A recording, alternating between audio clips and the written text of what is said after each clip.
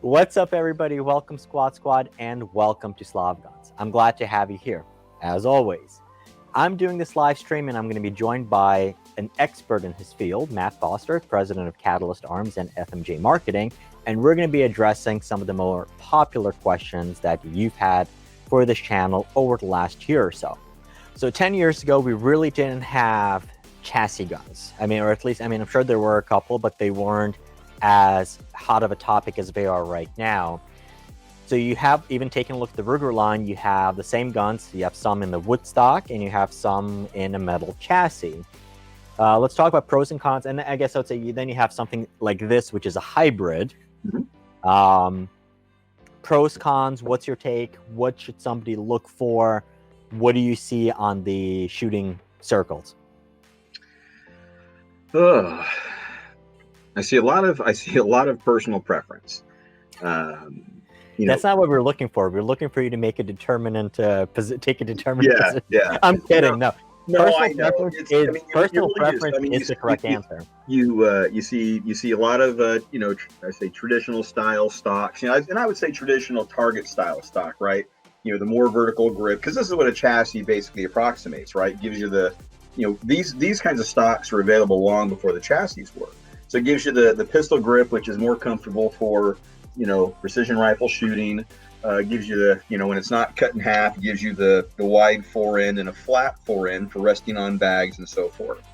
And of course, usually, and some would have an adjustable cheek piece to give you the perfect eye relief and eye realignment for for shooting, and possibly even a hook like this, in a wide surface for riding on the back for using a rear bag. So then chassis came along, and chassis have the benefit. What guys like about chassis is they're modular, right? So you can swap out the grips, and there's a number of grips on the market. Butt stocks, and there's different butt stocks available for the chassis. Some take AR-15 style butt stocks. Some have proprietary, but other guys have made butt stocks that fit them. M-lock slots along the side for adding weight, or a night vision bridge over the top, or adding spuds to attack your magneto speed, chronograph. So guys like that modularity, and it becomes kind of building your own gun. You buy this custom action from Curtis, and you buy an MPA chassis, and you buy a barrel from somebody, and you put it all together, a grip, and you probably have a really fantastic shooting setup. So that's part of what the appeal of the chassis was. One of the things that I shouldn't say people, but sometimes ordering a synthetic stock isn't quite as simple. The lead time may be fairly large at a place like, some of the manufacturers have a fairly large lead time. Often it's still recommended that you probably bed them, and so they fit the action perfectly. And so the chassis were kind of nice, because really a lot of guys just started dropping them in and shooting. Now some guys have started bedding the chassis anyway, a little bit, but almost like skin bedding. They basically still put a little bit of bedding compound, cinch the action down, and then everything's a 100% perfect fit. Is there any benefit to doing that with something with an aluminum chassis? I don't know the answer to that. Like for me personally, using this stock by my client Choate, for instance, it has literally an aluminum chassis. So it's more than a bedding block. It literally has this chassis down the full length. I put a number of actions in these stocks, whether it's their ultimate sniper stock or their ultimate varmint stock or these tactical stocks. I've never bedded them. They're kind of a V-block configuration. So the action basically self-centers in the V-block. And if you, properly torque the action, and I was not trying to segue to fix-it sticks. That's all often an overlooked component is torquing the action screws to the specification. Torque it down, and you're going to be fine. If you wanted to skim bed it, which is just and I think I mentioned, just a thin coat of bedding on the aluminum surface before you cinch it down to take up any voids, that's fine. I'm just not sure it gets you anything. But that's just my personal opinion. Yeah. And that's actually a great reminder. I would say a lot of the issues that are related to accuracy, I would say a lot of them are not due to bad equipment, but simply people failing to torque down either their scope rail or their action screws. And I got to say, so actually one of the guns that I was testing recently, I took it out, used my fix-it sticks kit. The action screws were like very, very loose, and there's a little bit of wobble. But with the Thompson Center LRR, great gun. But I went out to the range, and all of a sudden I see my groups are like going from sub 1 inch out to like 2.5. And I'm going crazy. I'm like, is it my loads? What's going on? And then I touch the scope, and the whole thing just tilts over. And I had both. The action screws were loose, and the scope base was loose on that gun. This is actually a good plug for your video. So Matt does have a couple of videos out there that will tell you how to set up your rifle before you go shoot it. So don't just take it out of the box, stick a scope on there. Make sure everything is properly set up, because they are still put together by humans, and oftentimes they'll probably not have the correct torque specifications on them. Yeah, it's not a dig at the factory. It's just it's worth going through and just making sure everything's exactly to spec. It's worth the 5-10 minutes it'll take you to go through and put a little oil underneath the scope base, properly torque it down, tighten the action screws, tighten any other fasteners to the specification. You'll be glad you did. Yeah. And especially think about it, it's not even just the time perspective, it's the money aspect. So when I wasted probably 40 or 60 rounds of 308 about a year ago, until I found out that, hey, everything was loose. So it was almost free a year ago. Now you wasted like $500 worth of ammo. Yeah. So I was just thinking, right now I was testing out with a 6.5 PRC gun, and you shoot 2 boxes, that's $120 right there. Yeah, no kidding. So that's something that definitely comes up. So kind of like along the same lines, I think right now, recently we had Wooks, I think that's how you pronounce it. They kind of have a fusion of wood and chassis. Have you played with that? I have not. It looks really nice. It looks really good. Yeah. So I'd say one thing I know people will bring up is where you're shooting the gun, because having a wood or rubber riser on your cheek is a lot better than having metal when it's cold or hot, I would say. Yes, no doubt. Yeah. So besides the modularity aspect to chassis, are there any other reasons, pros and cons, to having something like a chassis versus a traditional stock? And I guess one thing I would say is weight, possibly.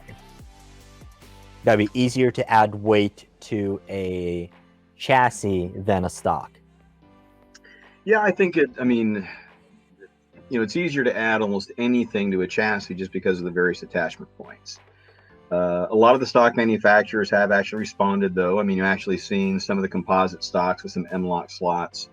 Fastest on the bottom, like the Choate stock, for instance, does have an Anschutz rail on the bottom, so there are a number of attachments you can slide in. I'm having him work on an arc attachment, by the way.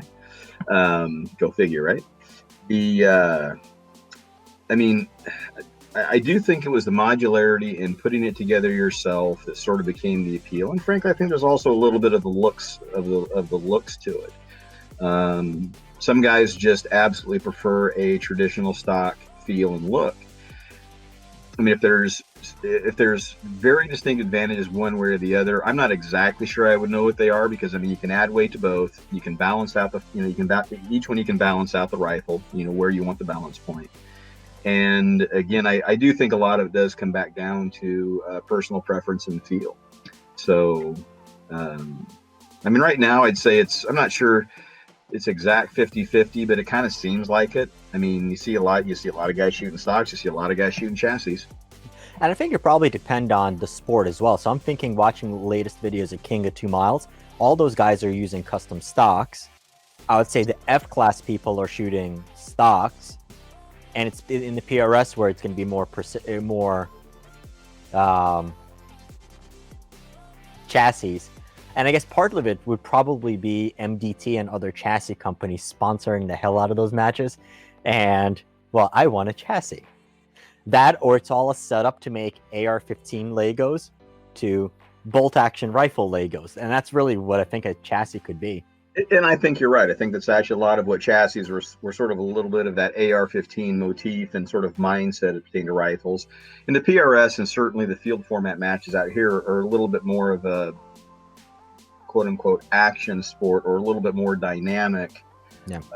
Then F class or ELR, where you're prone, you're on a firing line, you're just shooting. These matches, you're putting the gun in and out of barricades and ports and shooting off of tires and rocks and kind of almost anything you can think of. So I think again, a lot of guys did like that modularity of a chassis because you might be able to slide a bipod back all the way to the mag well, for instance. Yeah. Whereas unless you specifically set up your rifle stock to have an arc rail somehow fastened to the bottom of it, that's not necessarily possible. Yeah. Now, here's a question: does it have any impact on accuracy? Woo. Well, boy, there's a loaded question. I honestly don't know. I mean, obviously there's some guys that are, phenomenal shooters, in the league that, take first and second place every time and they're shooting chassis, and same the guys that shoot stocks. So it probably is 6 of one, half a dozen of the other. I'd say the only thing I can possibly think of is with a chassis, you're generally not going to have a need to bed it versus if you do get a stock that would benefit from getting bedded. Yeah, and I talked about that earlier. I think I think part of the allure of the chassis is that you can essentially assemble it yourself and expect amazing accuracy. Whereas the composite stocks, because they're routed on they're routed with a CNC, and not in clearance is clearance. Whether something's not touching by 1,007 inch or 10,007 inch, it's still not touching. So I think when you get a composite stock, I think you still actually kind of want to bed it. So there's an extra step, and bedding's a little scary. The thought of epoxying your action into your stock is horrifying. So ask me how I know.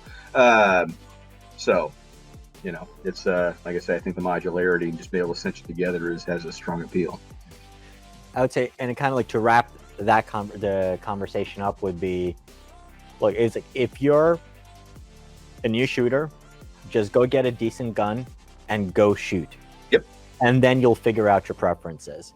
And all of the minutia we're talking about, stocks versus chassis, all that, well, that's going to depend on if you're playing a game and the rules of the game, or then largely what your preferences are. Otherwise, we'd all be driving Toyota Camrys and Ford Explorers. No, I think you're exactly right. And I'm not going to how to phrase this properly. It's like I'm not saying this just because they're my client, but for instance, to your point, go buy a good action, and then go buy a decent stock. This stock retails for $200, and you're in the game. You want to make sure your gun is in a stable platform, preferably not in the squishy Tupperware stock. But there's also a lot of great stocks out there. So check out the Choate, check out the Magpul. There's a lot of great stock options. Did I just say that? I did not mean that pun. But there's a lot of great options available for most of those actions to put them in and have a really great gun to start. All right. So, Matt, thank you for joining me. This was actually a great video, kind of looking and discussing some of the questions that a lot of you have had. And I know there are a lot of newer shooters who are getting into the long range or longer range game. And these are the questions that you had. And obviously, there are no stupid questions. Now, you might think that some of the questions might be silly and people are afraid to ask.